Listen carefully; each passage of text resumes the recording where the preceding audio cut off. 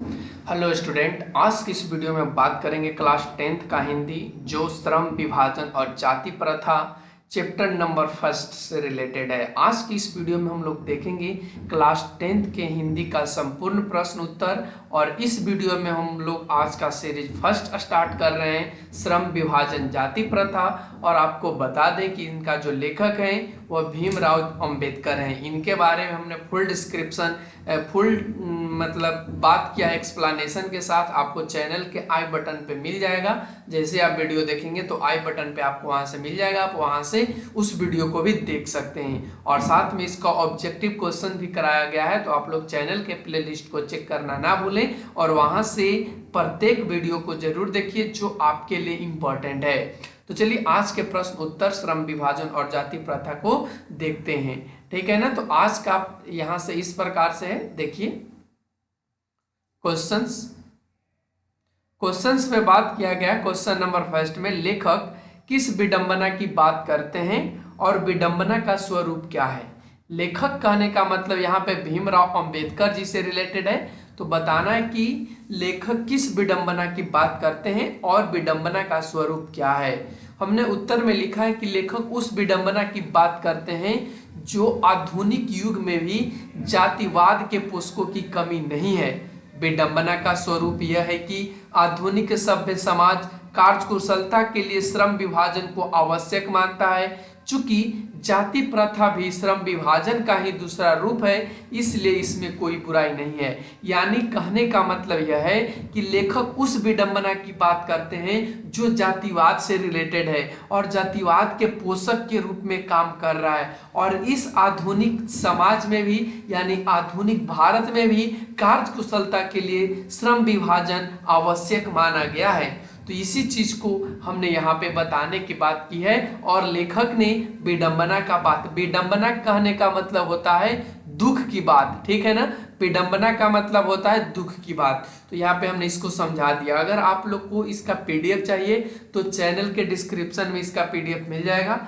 आप वहां से डाउनलोड भी कर सकते हैं। चलेंगे क्वेश्चन नंबर 2 की ओर। क्वेश्चन नंबर 2 में कहा है जातिवाद के पोषक उसके पक्ष में क्या तर्क देते हैं। यानी जो जातिवादी करते हैं उनके वो पोषक हैं और उन्हीं के पक्ष में क्या वे तर्क देते हैं। तो हमने उत्तर में लिखा है कि जातिवाद के पोषक जातिवाद के पक्ष में यह तर्क देते हैं कि हमने पॉइंट बाय पॉइंट कर दिया है ताकि आपको लिखने में आसानी हो।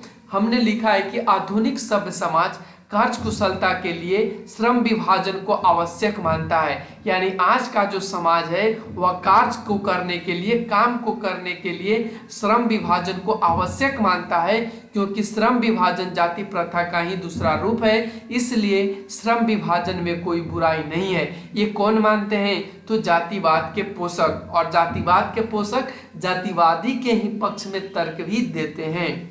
यहाँ पे नंबर 2 में हमने लिखा है कि जातिवादी समर्थकों का कहना है कि माता पिता के सामाजिक स्तर के अनुसार ही यानी गर्भधारण के समय ही मनुष्य का पेशा निर्धारित कर दिया जाता है। यानी जो जातिवाद के समर्थक है वो कहते हैं कि देखो भाई, जन्म से पहले यानी अपने माता के ही गर्भ में उसको पेशा निर्धारित कर दिया जाता है। कहने का मतलब अगर लोहार का बेटा होगा तो इसका काम लोहा से रिलेटेड होगा। और यह कब निर्धारित कर दिया जाता था? तो ये गर्भधारण यानी जन्म लेने से पहले और माँ के पेट में ही इनको, माँ के गर्भ में ही इनको निर्धारित कर दिया गया कि यह लोहार जाति से बिलोंग करेगा। उसके बाद हमने लिखा है कि जातिवादियों ने जातिवाद के समर्थन में व्यक्ति की स्वतंत्रता को अपहरण कर लिया और सामाजिक बंधन के दायरे में ही जीने मरने के लिए विवश कर दिया।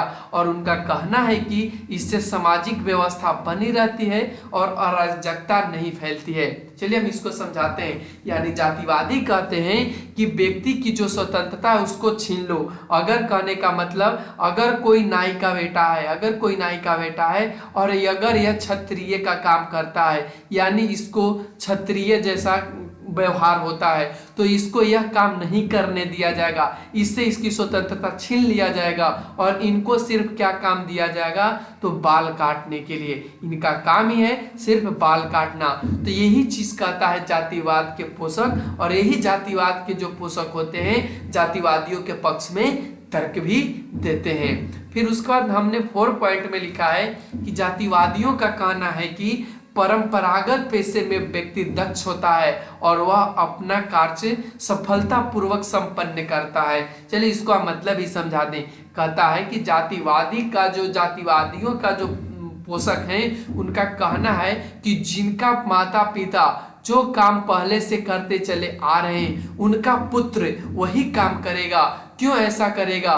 क्योंकि उनके जो पिता हैं उनको अच्छा तरीका से एक कुशल श्रमिक बनाएंगे, एक कुशल पेशा से युक्त व्यक्ति बनाएंगे और वही व्यक्ति आगे चल करके अपने कार्य को सफलतापूर्वक संपन्न करेगा, पूरा करेगा।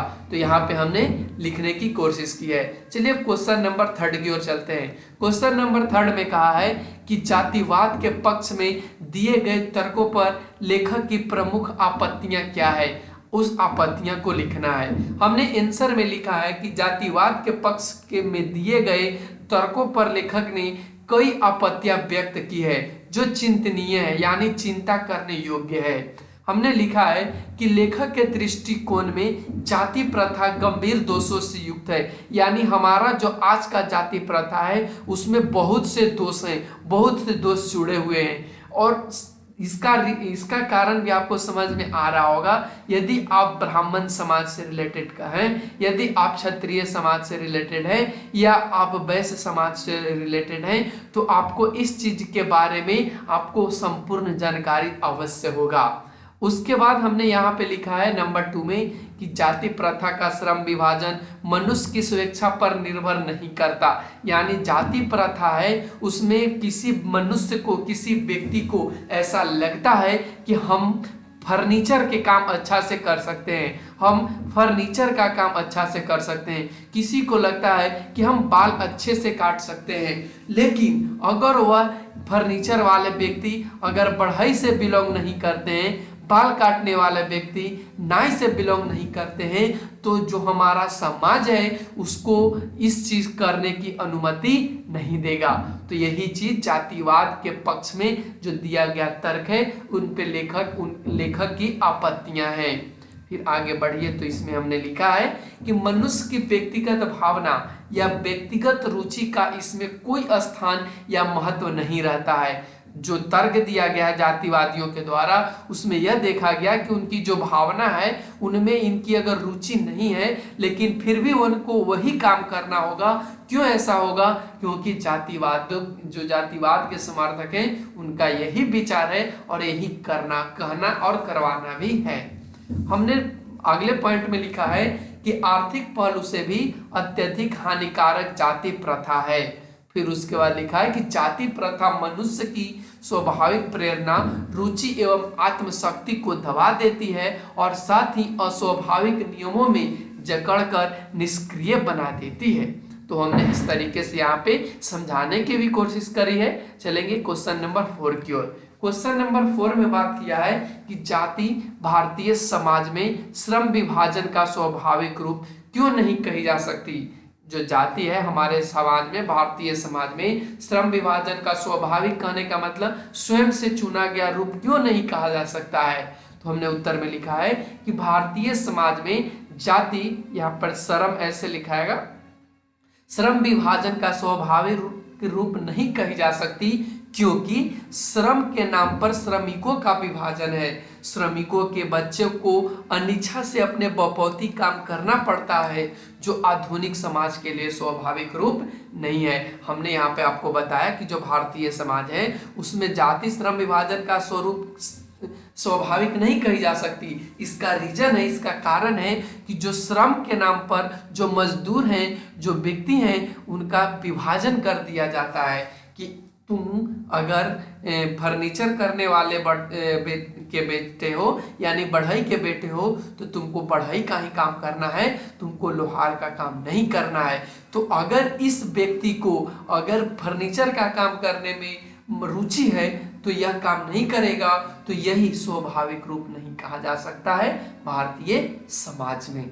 चलेंगे नेक्स्ट प्रश्न, क्वेश्चन नंबर 5 की ओर। क्वेश्चन नंबर 5 में कहा है कि जाति प्रथा भारत में बेरोजगारी का एक प्रमुख और प्रत्यक्ष कारण कैसे बनी हुई है? हमने उत्तर में लिखा है कि जाति प्रथा मनुष्य को जीवन भर के लिए एक ही पेशे में बांध देती है, भले ही वह पेशा अनुपयुक्त या अपर्याप्त होने के कारण वह भूखों मर जाए। आधुनिक युग में उद्योग धंधों की प्रक्रिया तथा तकनीक में निरंतर विकार और अकस्मात परिवर्तन होने के कारण मनुष्य को पेशा बदलने की आवश्यकता पड़ सकती है, किंतु भारतीय हिंदू धर्म की जाति प्रथा व्यक्तिगत को पारंगत होने के बावजूद ऐसा करने की अनुमति नहीं देती जो उसका पैतृक पेशा न हो। इस प्रकार पेशा परिवर्तन की अनुमति न देकर जाति प्रथा भारतीय समाज में बेरोजगारी का एक प्रमुख और प्रत्यक्ष कारण बनी हुई है। तो आप यहां से इसको देख सकते हैं और साथ में इसका पीडीएफ भी डाउनलोड कर सकते हैं। चलेंगे नेक्स्ट क्वेश्चन नंबर 6 पे। क्वेश्चन नंबर 6 में कहा है कि लेखक आज के उद्योग में गरीबी और उत्पीड़न से भी बड़ी समस्या किसे मानते हैं और क्यों? तो जाहिर सी बात है कि यह जाति प्रथा से रिलेटेड है, तो इसमें भी वही बात किया गया है। हमने लिखा है कि लेखक ने आज के उद्योगों में गरीबी और उत्पीड़न से भी बड़ी समस्या जाति प्रथा को मानते हैं। मनुष्य को जाति प्रथा के कारण पेशा चुनने में स्वतंत्रता नहीं होती। मनुष्य की व्यक्तिगत भावना तथा व्यक्तिगत रुचि का इसमें कोई स्थान नहीं होता। मजबूरी बस जहां काम करने वालों का न दिल लगता हो न दिमाग, कोई कुशलता कैसे प्राप्त की जा सकती है।